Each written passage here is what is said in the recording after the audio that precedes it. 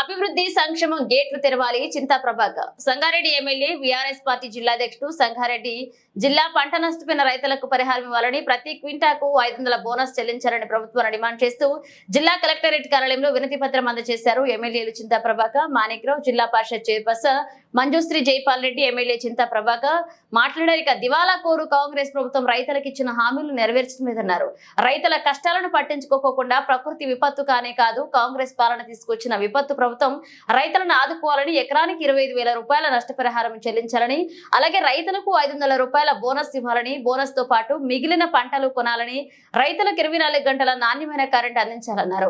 Congress party గేట్లు తెరవడం కాదు, అభివృద్ధి సంక్షేమం గేట్లు తెరవాలన్నారు.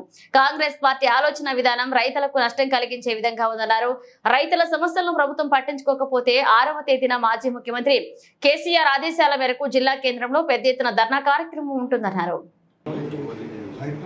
వరి పంట దాన్ని కూడా బోనస్ ఇవ్వాలని, అదేవిధంగా నష్టపరిహారం ఇవ్వాలని మీ అందరికీ మరి ప్రభుత్వం మేము మన బీఆర్ఎస్ పార్టీ ఇది ప్రకృతి పరంగా వచ్చిన విపత్తు కాదమ్మా, వాళ్ళు పొందించినటువంటి విపత్తు కాబట్టి తక్షణం దీని మీద చర్య తీసుకుంటాం. ఎకరానికి 25,000 నష్టపరిహారం ఇవ్వాలి, 5,000 క్వింటాల్కు బోనస్ ఇవ్వాలని పర్లేదు డిమాండ్. 500 ఒక క్వింటాల్ ఆ డిమాండ్ లేకుంటే 6 తారీఖు లోపల డిసిషన్ తీసుకుంటే 6 నాడు ప్రభుత్వం పెద్ద ఎత్తున నిలబడి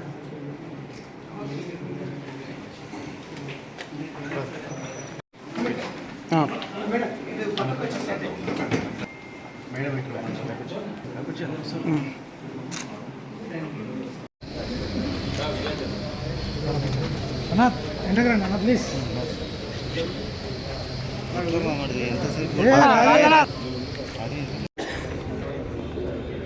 ఈ వస్తువు కానీ రైతు ఏడిసిన రాజ్యం కానీ ఎక్కడ పారముట్టదు. మరి ఆ రకంగా ఈ దివాలాకోర్ కాంగ్రెస్ ప్రభుత్వం రైతులకు ఇచ్చిన హామీలు ఏవి కూడా నెరవేర్చకుండా, ఈరోజు రైతుల కష్టాలు పట్టించుకోకుండా, ఇది ప్రకృతి విపత్తు కానే కాదు, కాంగ్రెస్ పాలన తీసుకొచ్చిన విపత్తు. అందుకే రైతులను ఆదుకోవాలి. రైతులకు ఖచ్చితంగా ఎకరానికి 25,000 రూపాయల నష్టపరిహారం చెల్లించాలి. మరి రైతులకు 500 బోనస్తో పాటు ఏదైనా మిగిలిన పంట ఉంటే దాన్ని కొనాలని చెప్పి మేము డిమాండ్ చేస్తూ ఉన్నాం. రైతులకు 24 గంటల కరెంటు, 24 గంటల కరెంటుతో పాటు నాణ్యమైన కరెంటు ఇవ్వాలి. ఈరోజు నీళ్లకు రైతులకు ఏ ఇబ్బంది లేకుండా చూడాలి. ఈరోజు ఒక గేటు తెరిస్తే వేరే పార్టీ వాళ్ళు జాయిన్ అవుతున్నది కాదు. ఈరోజు సంక్షేమ గేట్లు తెరవాలి. ఈరోజు రైతులకు ఇచ్చిన మాట నెరవేర్చడానికి గేటు తెరవాలి.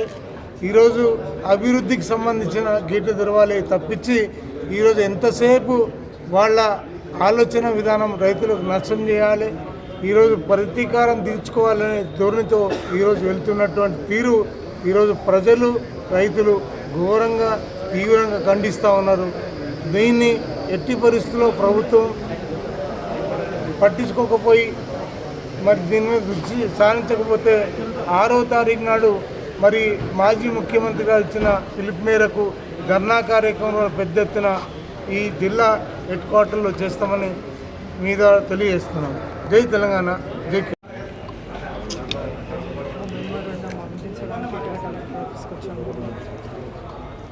రైతుల మన రాష్ట్రంలో రైతు భవిష్యత్తు చూస్తుంటే ఈ 3 నెలల్లోనే గత ప్రభుత్వం అక్కడ పోయిందో లేదో ఇక్కడ ఈ 3 నెలల్లోనే రైతులది మళ్ళీ మొదటి సమస్య మొదలైంది.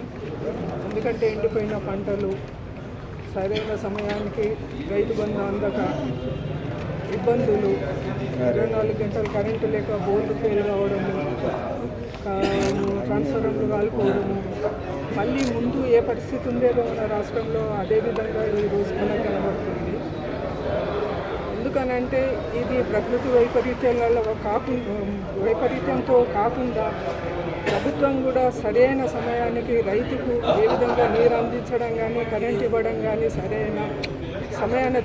సరైన నిర్ణయం తీసుకోకపోవడం వల్లనే ఈరోజు రైతు ఘోష మొదలైంది. మళ్ళీ ఈ ప్రభుత్వం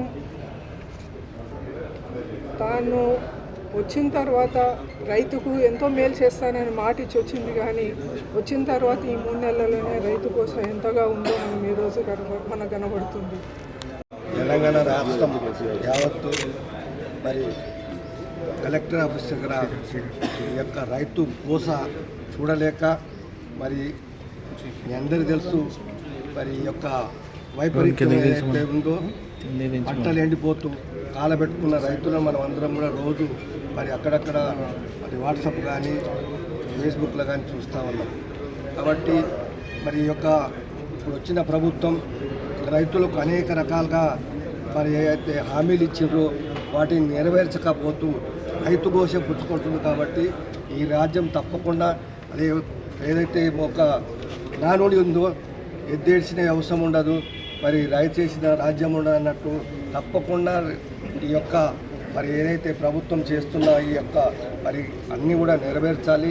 మరి ఏదైతే మరి ముఖ్యంగా మరి మా ఏరియాలో కూడా మొన్నటి అకాల వర్షంతో మామిడి పంట ఏదైతే పడిపోయిందో రాలిపోయిందో, అదేవిధంగా జొన్నలు మక్కలు మరి నేలన గులి అంతా కూడా పాడైపోతున్నది. కాబట్టి అవి దేని కూడా పనికిరాపడుతుంది. అదేవిధంగా మక్కలు కూడా కాబట్టి మేము అనేది డిమాండ్ ప్రభుత్వాన్ని ఈ యొక్క మరి రైతులకు వారికి నష్టపరిహారం ఎకరానికి 25,000 చొప్పున ఇవ్వాలని, అదేవిధంగా మరి ఎక్కడైతే వరి పంట పడుతుందో దానికి బోనస్ ఇస్తామని చెప్పడం జరిగింది 500, అది కూడా ఇవ్వాలని మీ అందరినీ మరి ఈ యొక్క ప్రభుత్వాన్ని కోరుతూ, ఎందుకంటే ప్రజలను బాగున్నప్పుడే రాజ్యం బాగుంటుంది. కాబట్టి మీరందరూ కూడా మరి ముఖ్యంగా అన్నం పెట్టి రైతు బాగుండాలి.